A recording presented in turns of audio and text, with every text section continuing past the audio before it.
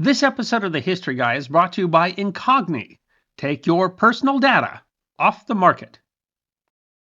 You probably heard of the Spanish Armada. Their failure in 1588 was so complete that it established the English as a naval power and underlie the decline of the Spanish Empire. But you've probably not heard the full story.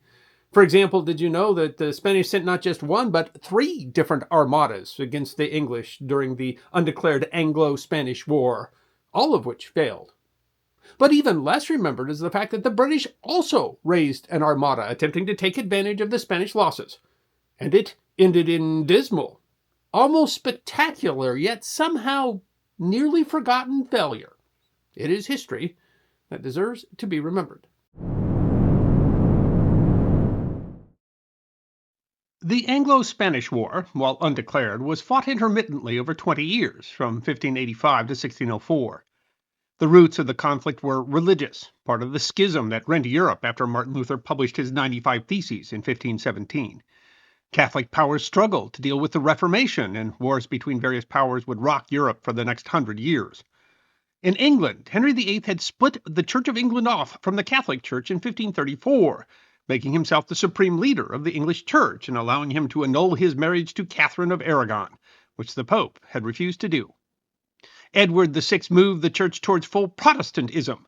Henry's Catholic daughter Mary then, after she ascended the throne in 1553, married Philip, the heir to the Spanish throne. Mary briefly reconciled the English church with the Catholic Church, and Mary's suppression of Protestants in England only inflamed the divide. Her successor, Elizabeth, quickly reversed Mary's pro-Catholic actions after she became queen in 1558. I'm just looking at my new monthly privacy report from Incogni. Look at all those new removal requests. Thanks, Incogni, for sponsoring this episode of The History Guy. Go to incogni.com/thehistoryguy and use the code TheHistoryGuy to get 60% off. You see, thousands of shady data brokers are collecting, aggregating, and trading your personal information all the time without you even knowing it. Now, I have a right to contact these data brokers and request that they take down any information that they have on me to protect my privacy. But the problem is, if I was to try to do that myself, it could take me years to remove all that information. Incogni does that messy work for me. You see, Incogni helps you to protect your privacy by reaching out to these data brokers on your behalf and requesting that they take down your information and dealing with all their objections. I've been a member of Incogni for years, and to date they have saved me a whopping 563 hours and 15 minutes in the time that it would have taken me to try to do all that myself. You just really have to be careful in the electronic world of today. Criminals can use exposed personal information for scams, for harassment, for stalking, for all sorts of illegal activities. Have you ever received a phishing email that used some personal information that makes it all that more convincing? The criminals are really just at it all the time.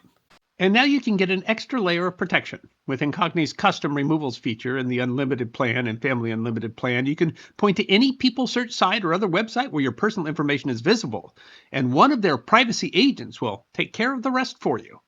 Incogni helps you wipe yourself from the internet completely. It's history that deserves to be forgotten because they cannot hurt you if they cannot find you. Go to incogni.com/thehistoryguy, use the code TheHistoryGuy to get your 60% off, or use the link in the description to claim your 60% off and get your personal data off the market. Shortly after, the Spanish were faced with a major crisis with the Dutch Revolt, or the 80 Years' War, primarily a conflict between Protestant rebels and the Catholic monarchy. Spanish and English relations were further strained by commercial issues, such as English trading with Spanish colonies in the New World and other activities, culminating in a battle between Francis Drake and English ships against Spanish ones near Veracruz in 1568. Francis Drake would circumnavigate the globe as part of the privateering mission against Spanish trade. Elizabeth then got involved in the War of Portuguese Succession, supporting Dom Antonian against his first cousin, King Philip II of Spain. In turn, Philip supported Catholic rebels in Ireland. England continued to provide quiet support to the Dutch, and in 1585 England signed the Treaty of Nonsuch with the Dutch, which promised material support and even troops. Spain responded by seizing English ships in their harbors, and the war had begun. English forces attacked Spanish fishing off of Newfoundland, officially joined the Dutch against the Spanish, and in an attempt to break the Spanish monopoly, began efforts to colonize in the New World. While undeclared, the war between the English and the Spanish quickly spread. In 1587, after the execution of Catholic Mary, Queen of Scots, Philip swore to invade England and overthrow the monarchy there in favor of a pro-Catholic leader. Philip even received papal permission to overthrow Queen Elizabeth. He assembled a huge fleet, 130 ships, manned by more than 8,000 sailors and carrying nearly 20,000 soldiers. The Pope allowed Philip to collect crusade taxes to fund the expedition. The Spanish Armada, of course, failed. Attacked by the British at Calais and defeated by superior seamanship and an ill-timed and still unexplained explosion aboard one of their ships as much as by English cannon, the Spanish fleet was forced north. They were trapped. The prevailing winds gave them no choice but to sail around Scotland and Ireland in order to return home. Losses in the battle had actually been relatively light, but much of the Armada was destroyed by storm and disease before it limped back to Spain. Elizabeth wanted to take advantage and immediately began planning a retaliatory strike under the command of Sir Francis Drake and Sir John Norris. Drake, of course, was the famous privateer, a world-famous pirate. All good stories involve pirates. While Norris was possibly the most famous English soldier of the day, who had fought with the Huguenots in France, in Ireland, and against the Spanish in the Netherlands. But despite their victory, the English ships were not in good condition, and her sailors suffering from disease as well.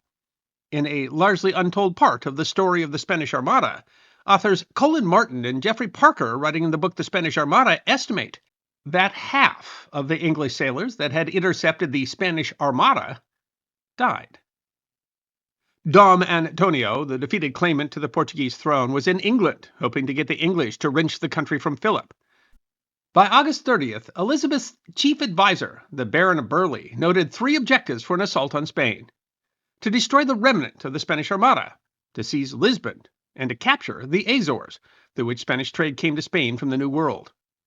The goals were lofty, but capturing the Azores and the West Indies fleet, they hoped, would cause the entire Spanish Empire to collapse.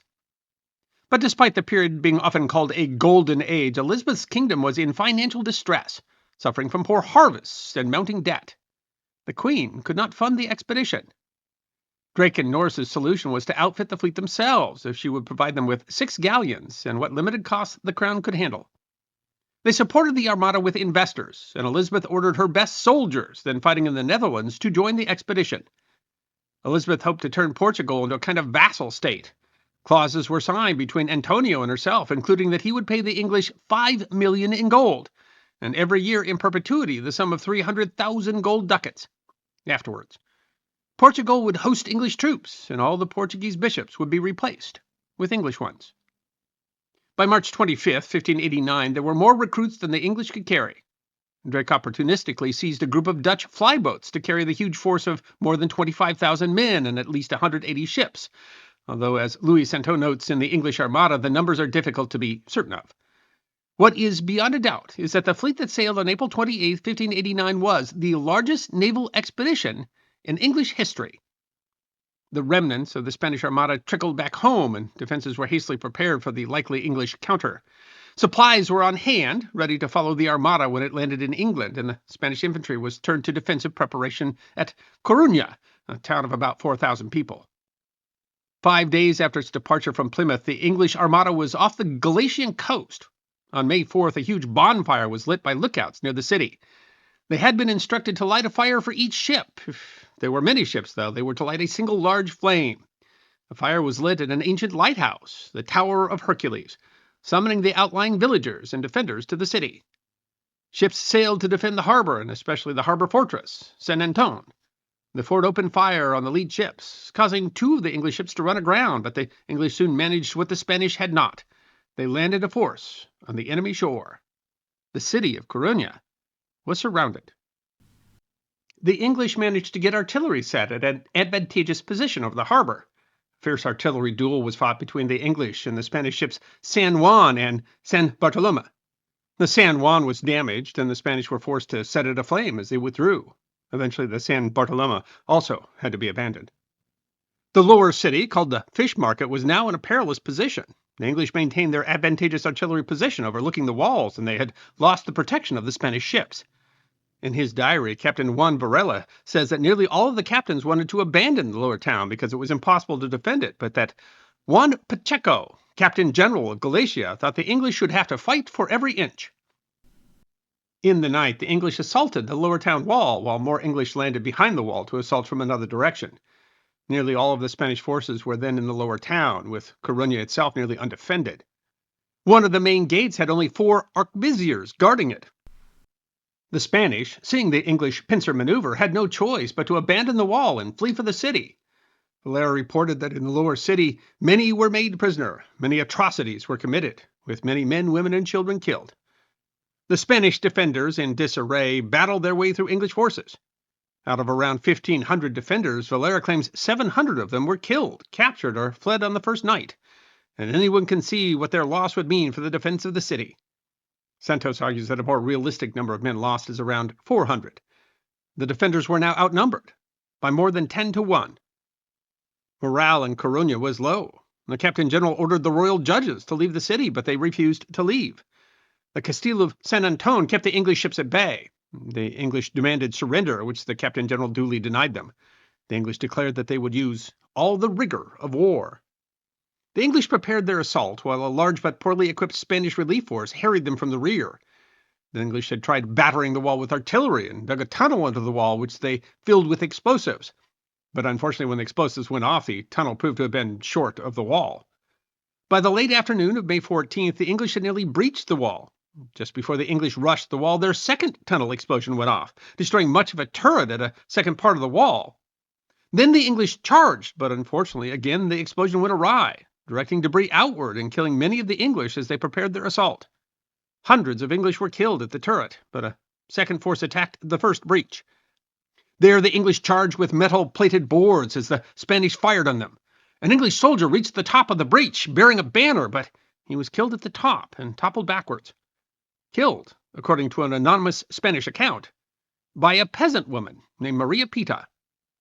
Finally, in the face of continued resistance, according to the anonymous account, the English were forced to withdraw after going all out in attack for more than 2 hours. Simultaneously, the English assaulted the San Antone fortress, but were driven off by the fortress's artillery. The English also attacked the disorganized Spanish force harrying the rear, forcing them to disperse, but at significant cost. Norris himself was wounded. But the English had accomplished little in 2 weeks, and withdrew despite great cost. Some 1,500 men dead without significant plunder or supplies, along with the loss of several ships. Drake sailed next for Lisbon, who knew the attack was coming and sought to defend the Lisbon estuary and prevent the English from landing. Norris and Drake disagreed about their next steps, with Norris, with the support of Dom Antonio, winning the argument to attack Lisbon by land instead of by sea. The English force landed 70 kilometers north of the Portuguese capital on May 26th. The landing, however, went badly. Attempting to land on a risky beach, 14 of the small ships foundered or were sunk by the waves. Spanish forces met the English as they were just beginning to disembark on the beach, making 3 charges but failing to defeat the beachhead. Around 12,000 English troops disembarked in Portugal. The Portuguese attempted to build a force to harass the English army, but fears among the soldiers and militia prevented them from doing so effectively. Dom Antonio proclaimed himself King of Portugal. Multiple chronicles speak unkindly of the would-be king. The anonymous diary says that he began to sow the seeds of his deception by saying that everyone's property would be fully protected and that harm would come to no one. While the Spanish account of what happened regarding the enemy fleet claims that he told the English that every peasant was a Spanish noble in disguise. Spain was in a precarious position. Henry III of Navarre, who would become Henry IV of France, was threatening the Spanish border.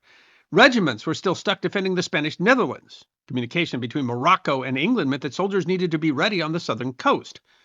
Outnumbered, the forces in Portugal planned to needle the English army until they gave up the attack. The English were beginning to realize, too, that Antonio lacked the local support that he had promised, and they were extremely low on provisions. Victory had to come quickly. In Derval Piers de Lima's The English Attack on Lisbon, the author quotes a Spanish source that the English army moved with all haste and speed, driven by the pangs of hunger. Drake anchored his fleet near Lisbon on the same day that the land army got within 10 kilometers of the city. On May 31st, while the English recuperated from their march, the Portuguese, led by the Count of Fuentes, burned the storehouses outside of the city, denying the English much-needed supply. On June 1st, the day of the Corpus Christi feast, Spanish troops surreptitiously moved on the English camp. They surprised and killed the English sentries by shouting, "Viva el Rey Dom Antonio!" The guerrilla attack moved fast, and 200 Spanish arquebusiers attacked, killing dozens of English while they slept. When the English organized, the Spanish withdrew. The attack was effective. The English had meant to attack the same day as a symbolic gesture on the important Catholic feast day, but the Spanish attack disrupted their plans. Drake, meanwhile, was capturing ships coming into Lisbon, but making no offensive moves. And while they dithered, heat, hunger, and thirst were taking a terrible toll on the English troops. In Lisbon, the Spanish-Portuguese forces burned the houses near the walls and strengthened the walls of a city that had become complacent from years of peace. Antonio had long been coordinating with supportive nobles within the city. One, Rey de Lobo, attempted to get permission from a monastery near the walls to allow the English silent entrance. The abbot turned the noble into the authorities. Both the Spanish and the English had ideas that a general rebellion could break out within the city at any time, but none came. The English attacked once on June 3rd, but were driven off. The Portuguese city held fast, and Norris, low on supplies, realized that the campaign was failing. The Spanish, sensing weakness, sortied out, making a three-pronged attack from the city on the rearguard and from the thundering cannons of the city's fortress. Casualties on the English side were disastrous, with several hundred dead to only a handful of the Spanish side, despite the English superiority in numbers. With Spanish reinforcements on the horizon, Norris had had enough. It was time to leave Portugal. On the night of June 4th, the English retreated toward Cascais and Drake's fleet. Fires were kept burning to make the Spanish think that the army remained, but by coincidence, the Spanish made a feint with their galleys, meant to frighten the English. They lit thousands of matchlocks on the galleys to give the impression that men were coming ready for battle, and when the English saw them in the dark, they believed their retreat had been discovered, turning a withdrawal into a disorderly retreat. Finding the English retreating in the morning, the galleys opened fire. Spanish outside the city attacked the fleeing columns. 2 banners that were captured by Sancho Bravo still survive. The English were protected at Cascais, with Drake's ships providing cover and with the supply of wheat he had already captured. Robert Devereux, a favorite of Queen Elizabeth, had sailed against her wishes, was furious at the cowardice, and sent a message to Lisbon declaring that they had not fled in secret from Lisbon, and that they were waiting for the Spanish on the field of battle. The Spanish didn't take the bait, but they besieged the English at Cascais and sent a party to destroy all the nearby mills, meaning the English couldn't do much with their captured wheat, which they tried to boil to eat. Drake held jealously to the supplies that he had for his sailors, refusing to supply the army with biscuits and other rations. The English were fully embarked by June 15th, and against unfavorable winds set sail on the 18th, with messages from their furious queen now in hand. As they tried to sail home, Spanish fleets chasing destroyed several ships that fell behind. Hundreds of men were dying of hunger and disease, and the English made a final attempt to raid the town of Vigo before heading for England. Numerous ships were lost to the sea on the perilous return voyage, with the fleet scattered. Revenge, with Drake aboard, reached England on July 10th. Norris and others did their best to spin the defeat. They wrote an account that tried to blunt the failure, but that account really served to obfuscate the extent to which disease had ravaged the English fleet, and that disease then spread to the English population. Both Norris's and Drake's reputations were seriously damaged. It's not really clear how many ships the English lost, how many Englishmen died in the attempt, but contemporary accounts suggest between 11 and 18,000 dead. The English treasury was empty, but the Spanish treasury almost so. But like 2 punch-drunk pugilists, they continued to wildly swing at each other, the Spanish continuing to try to put together armadas to strike at the English, all without success, until peace finally came in the Treaty of London in 1604. Dom Antonio never made another attempt at the Portuguese throne. He died in France in 1595. And somehow, out of all of that, the Spanish Armada became a well-known, legendary symbol of failure. Well, I guess good for Drake and Norris, the just as unfortunate English Armada became nearly forgotten history. I hope you enjoyed watching this episode of The History Guy, and if you did, please feel free to like and subscribe and share The History Guy with your friends. And if you also believe that history deserves to be remembered, then you can support The History Guy as a member on YouTube, a supporter on our community at Locals, or as a patron on Patreon. You can also check out our great merchandise shop or book a special message from The History Guy on Cameo.